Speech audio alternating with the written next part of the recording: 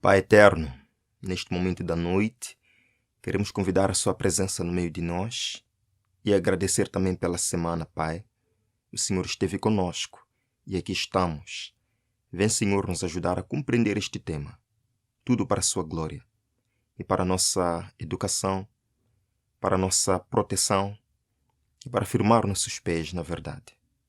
Em nome de Jesus, amém. Sejam todos bem-vindos a esta apresentação em 25 de julho de 2025. Que a graça do Senhor esteja convosco e desejo um bom começo de sábado. Trazemos aqui uma apresentação muito interessante sobre os incidentes nos Estados Unidos da América e em seguida vamos mostrar um vídeo interessante sobre o sábado. Muito bonito, muito interessante, que eu tenho certeza que vai valer a pena. Queridos, nós já havíamos falado sobre um incidente que teve lugar no começo de mês de julho no Texas, sobre as inundações históricas que levaram aproximadamente 134 pessoas à morte e vários danos nas infraestruturas dos Estados Unidos da América. Este foi realmente um desastre natural. E vimos que logo em seguida o próprio governador do Texas lançou uma ordem para que no domingo, o primeiro domingo após o incidente, todo o estado se concentrasse em oração. Vejam aqui, o governador do Texas declara domingo um dia de oração no Texas após inundações catastróficas. Interessante como o domingo foi usado como um dia de paragem, um dia de lamento em face ao desastre natural. Texas se voltou para a fé, enquanto o governador do Texas declarou dia de oração em meio a enchentes devastadoras. Agora, há uma onda de, especulações e de questões sobre o que teria trazido este desastre natural. Vejam aqui, por exemplo, os próprios legisladores do Texas estão perguntando, estão debatendo, estão procurando entender qual foi a razão disto. Interessante, vejam aqui. Legisladores do Texas investigam enchentes repentinas, enquanto o número já não é 134, chega a ter 137 mortos. Interessante.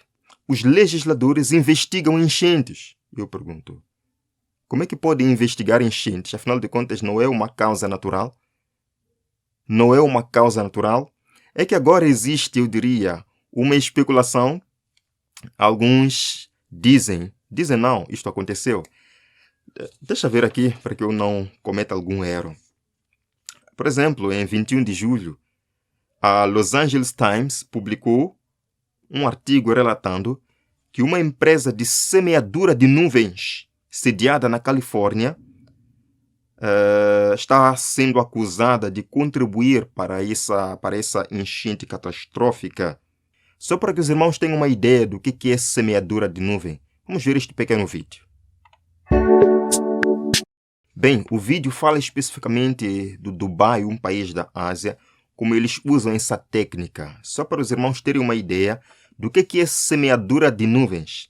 Pois esta empresa americana do Texas está sendo acusada de ter incitado este desastre natural, levando centenas de pessoas à morte. Por isso que os legisladores estão procurando as reais causas disto. Vejam, semeadura de nuvem. The UAE is one of the driest countries on Earth, with an annual rainfall of roughly 120 millimeters. Os Emirados Árabes Unidos são um dos países mais secos do mundo, com uma precipitação anual de 120 milímetros. As a result, it has to get creative when it comes to finding solutions for water. Como resultado, é preciso ser criativo quando se trata de encontrar soluções para a água. In the early 2000s, the UAE started performing regular cloud seeding operations. Cloud seeding is the process of increasing the amount of rain produced from clouds. No início dos anos 2000, os Emirados Árabes Unidos começaram a realizar operações regulares de semeadura de nuvens, processo de aumentar a quantidade de chuva produzida pelas nuvens. So how does it work? It starts here, inside the National Center of Meteorology, where a team is constantly monitoring forecasts, looking for potential clouds to seed. Começa aqui, dentro do Centro Nacional de Meteorologia, onde uma equipa monitora constantemente as previsões em busca de nuvens potenciais para semear as operações. Research Flight Operation, can you read me? Once they spot a cloud, they radio the pilots, who then take to the air armed with hydroscopic flares filled with a mixture of potassium chloride, sodium chloride, magnesium, and other materials. Assim que avistarem uma nuvem, eles transmitem em rádio para os pilotos, que então decolam com sinalizadores hidroscópicos, cheios de uma mistura de cloreto de potássio, cloreto de sódio, magnésio e outros materiais. It's essentially salt. When the plane reaches the right clouds, the pilots release the flares. É essencialmente sal. Quando o avião atinge as nuvens certas, os pilotos libertam as chamas. These salts basically attracts the moisture and try to make it condense. Esses sais basicamente atraem a umidade e tentam fazer com que ela se condense. Aí está, semeadura de nuvem. Uma técnica interessante. Até no ano passado, em abril do ano passado, houve uma inundação em Dubai e o governo disse que não tem nada a ver com isto. Bem, vamos deixar. Agora, 2 dias antes da enchente lá no Texas, esta empresa estava a operar, conduzindo modificações meteorológicas com produtos químicos na atmosfera. Vejam aqui. Isto não é brincadeira, não é mentira, como a própria CNN afirma que cientistas dos Estados Unidos da América estão voando aviões em direção às nuvens para fazer nevar mais. Ou seja, são experimentos que vêm sendo feitos já há bom tempo e vêm sendo feitos continuamente. Agora no Texas, em especial, 2 dias antes da enchente, esta empresa fez este trabalho. É por isso que os investigadores estão perguntando: não teria sido essa enchente motivada por isto? Vejam aqui. Eu vou deixar o link na descrição. Isto vem do Los Angeles Times. Como uma empresa de semeadura de nuvens da Califórnia se tornou centro de uma conspiração sobre inundações no Texas. Sim, é conspiração, porque nem o próprio Los Angeles Times afirma que foi a empresa, apenas ela está relatando o que as pessoas estão dizendo por aí, as acusações que essa empresa está sofrendo. Vejam aqui, isto é uma coincidência, né? É algo realmente muito, muito interessante de considerar. Vejam aqui, uma empresa de semeadura de nuvens com sede na Califórnia, com esse nome, não vou ler, foi acusada de causar a inundação mortal no Texas deste mês após realizar operações na área. Vejam que 2 dias antes das águas do rio Guadalupe incharem para uma inundação mortal e devastadora de 4 de julho, engenheiros de uma empresa sediada na Califórnia, com esse nome, decolaram num avião a cerca de 100 milhas de distância. Qual era o objetivo deles?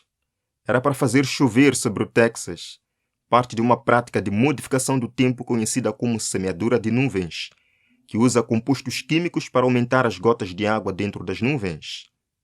Vejam que a tempestade caiu até 4 polegadas de chuva por hora sobre o Texas, e o rio em alguns lugares subiu 25 pés em menos de 45 minutos. Agora, eu não estou a dizer que foi isto que aconteceu, apenas estou lendo e compartilhando as informações. A própria Los Angeles Times não está acusando a empresa, está apenas relatando os fatos, o que aconteceu, o que a empresa fez e as acusações que ela está sofrendo. Não estou dizendo que é isto que eles fizeram, o que eles são os culpados. Mas, tirando todo este aspecto, nós temos que entender uma coisa, de acordo com o espírito de profecia, Satanás vai fazer isto nos últimos dias. Satanás vai manipular a natureza nos últimos dias para alcançar os seus fins. Nós lemos no livro Conselhos sobre Saúde. Satanás também opera por meio dos elementos, a fim de acelerar sua messe de almas desprevenidas. Ele estudou os segredos dos laboratórios da natureza e emprega todo o seu poder para dirigir os elementos, tanto quanto Deus o permite. Enquanto o homem aparece com suas ideias inovadoras, maravilhosas, existe um inimigo Satanás que não dorme e usa estas invenções maravilhosas para criar caos. Vejam aqui.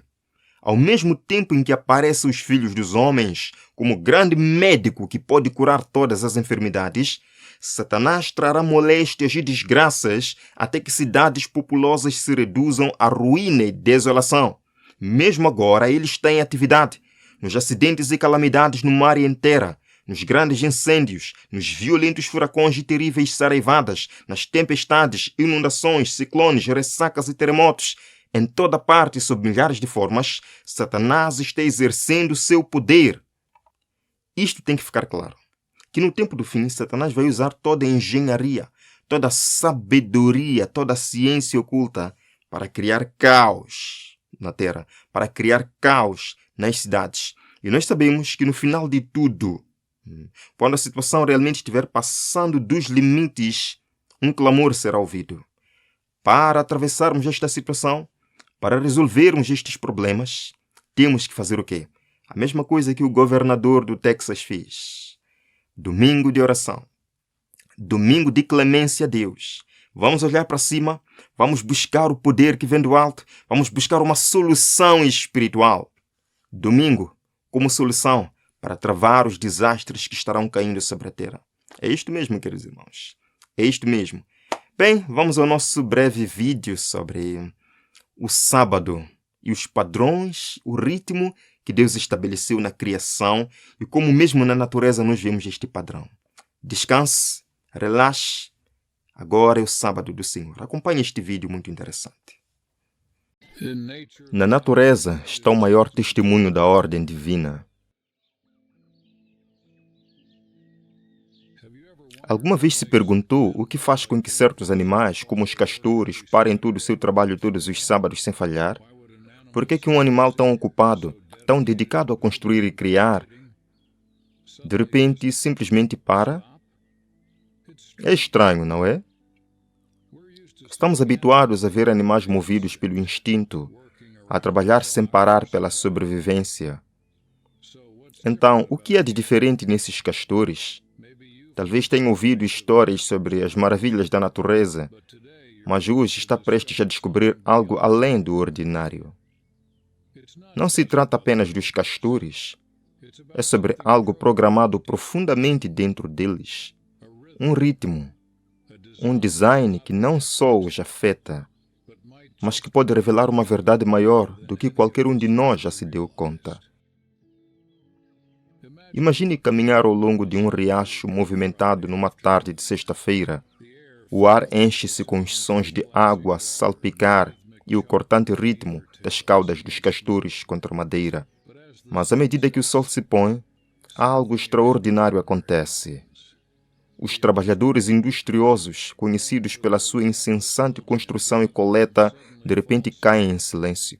Durante 16 anos, uma equipe dedicada de investigadores observou estas criaturas no seu habitat natural, documentando os seus padrões de trabalho incansáveis. Descobriram algo notável. A atividade dos castores caía todos os sábados, quase como se estivessem a seguir um calendário que nenhuma mão humana tinha escrito. Este padrão não foi apenas observado uma ou duas vezes, foi consistente ao longo dos anos, das estações, e até mesmo em condições ambientais variadas. Os investigadores foram meticulosos, utilizando dispositivos de rastreamento, câmeras e técnicas de observação cuidadosas para registrar o comportamento destes incríveis animais. O que encontraram não dizia respeito apenas aos castores, tratava-se de algo muito mais profundo. Aqui está a promessa. Fica comigo até o fim. E eu vou partilhar a verdadeira razão pela qual o comportamento destes castores pode estar programado no seu DNA. Algo que os cientistas descobriram estar ligado não apenas aos castores, mas a padrões nas abelhas, galinhas e até nos nossos próprios corpos. Vais ver como este código oculto ressoa pela natureza, provando que isto não é apenas uma coincidência, é uma assinatura divina.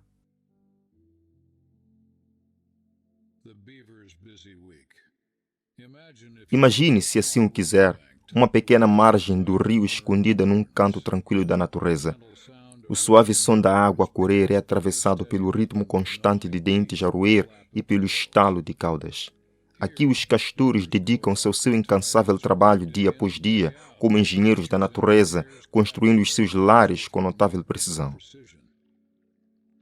Estas criaturas, pequenas em estatura, mas poderosas no seu labor, representam um espírito incansável de propósito e dedicação.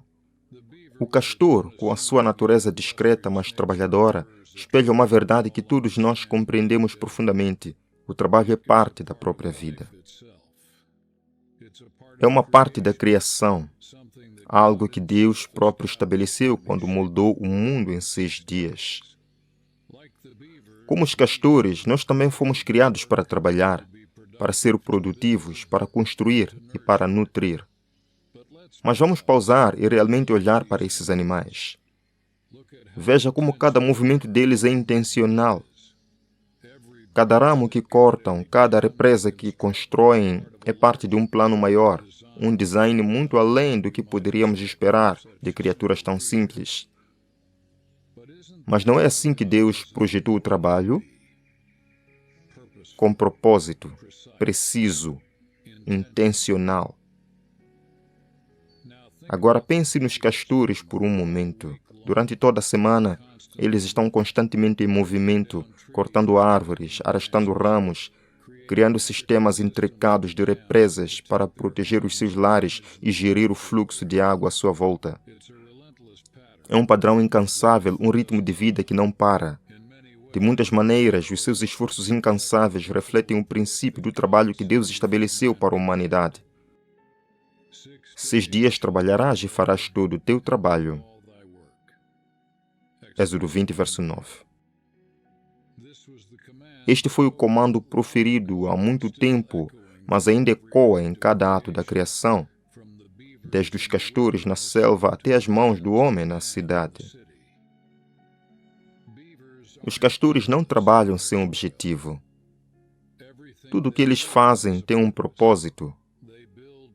Constroem para sobreviver, para proteger e garantir que a próxima geração esteja segura e a prosperar. E não é isso que o trabalho deveria significar para nós?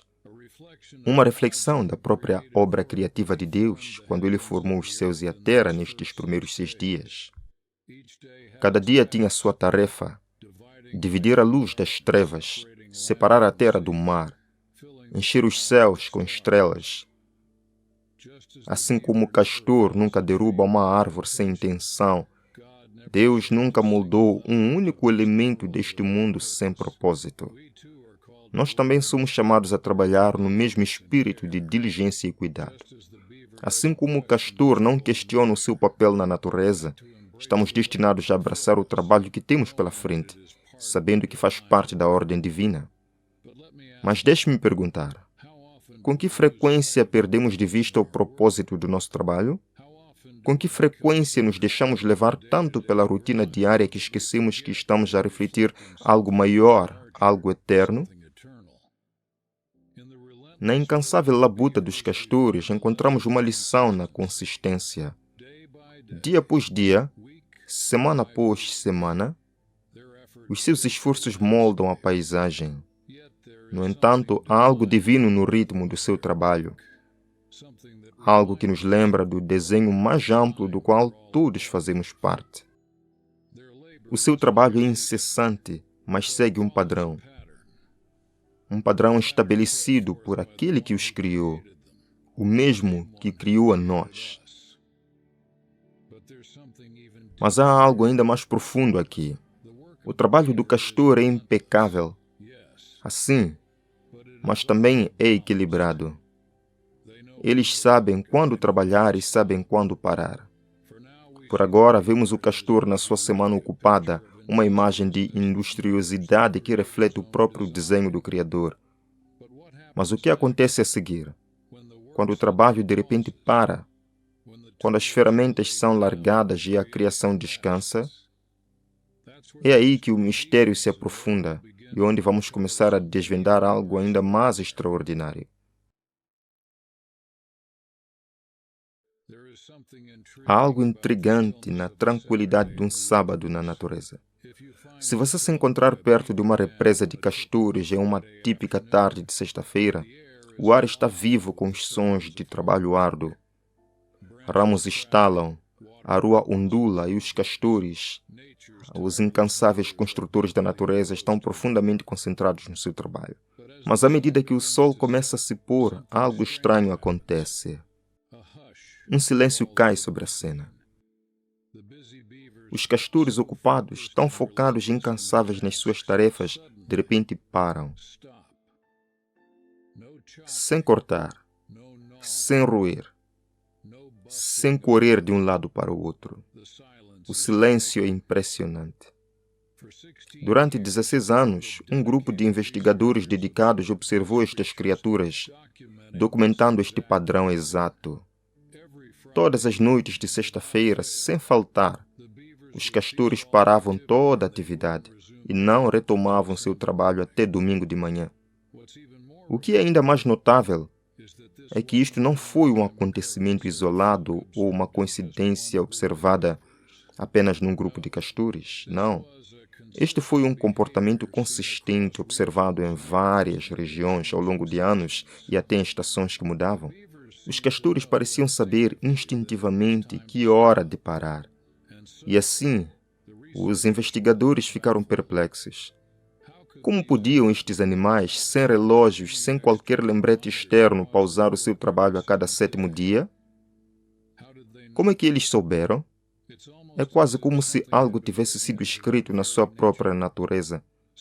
Algo que falasse de uma verdade mais profunda. Um ritmo que ressoa com a ordem da própria criação.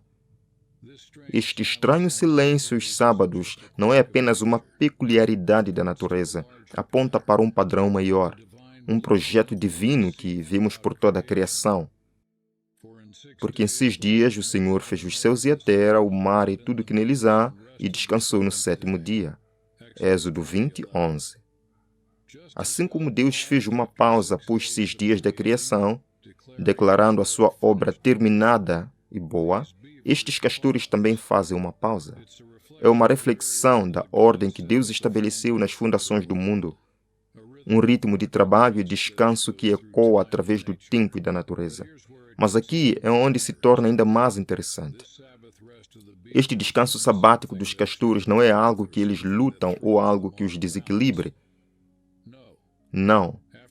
Após este período de descanso, eles pegam novamente as suas ferramentas, metaforicamente falando, e continuam o seu trabalho no domingo, como se nada de anormal tivesse acontecido. O padrão das suas vidas recomeça de forma contínua, com um renovado sentido de propósito. Esta pausa natural, este momento de tranquilidade, não endera a sua produtividade. Na verdade, realça-a. Agora, pense nisto por um momento.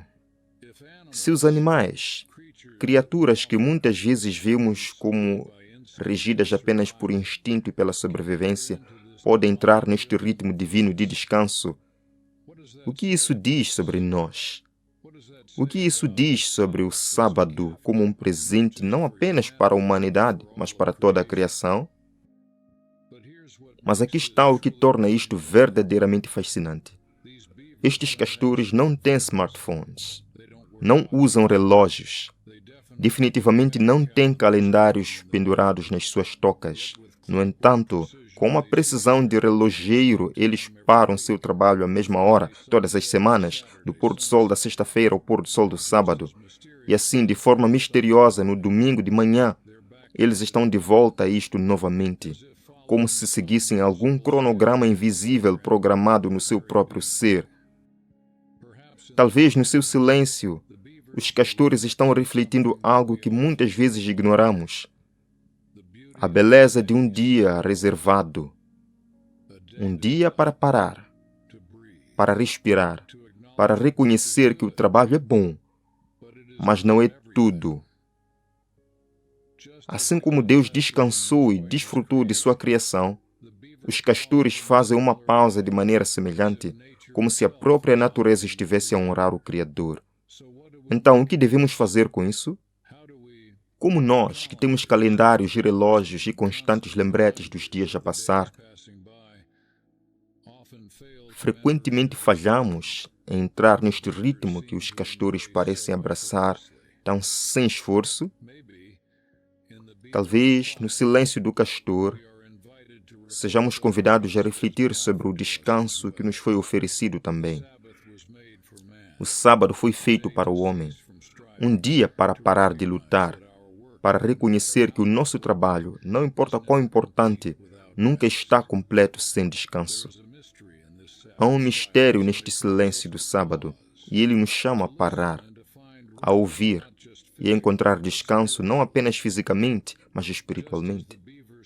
Assim como os castores param, talvez estejamos a ser convidados a entrar neste mesmo ritmo divino de descanso, um ritmo que se estende até o princípio do tempo. Amém. Deus seja louvado. Deus seja louvado. Porque se o homem não pregar, se os seres humanos não aceitarem isto, a natureza prega e a natureza obedece.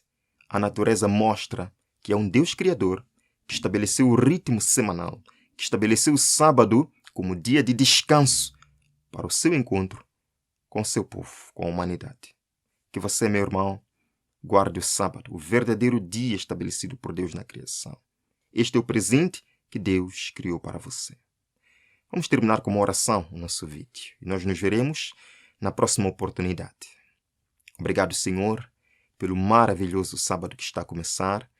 Nós queremos descansar. Estamos cansados, Senhor, correndo de um lado para o outro. Queremos agora repousar nos braços de Cristo. Vem, Senhor, consolar nosso coração e nos fazer olhar para cima agora. Nós não queremos olhar mais para baixo, nem para a terra, nem para as preocupações desta vida. Nós queremos olhar para Jesus e lembrar que um dia viveremos eternamente ao lado do nosso Pai Celestial. Guarda-nos, Senhor. Fielmente queremos andar nos teus caminhos. Em nome de Jesus. Amém. Amém. Bênçãos, bênçãos. Até a próxima.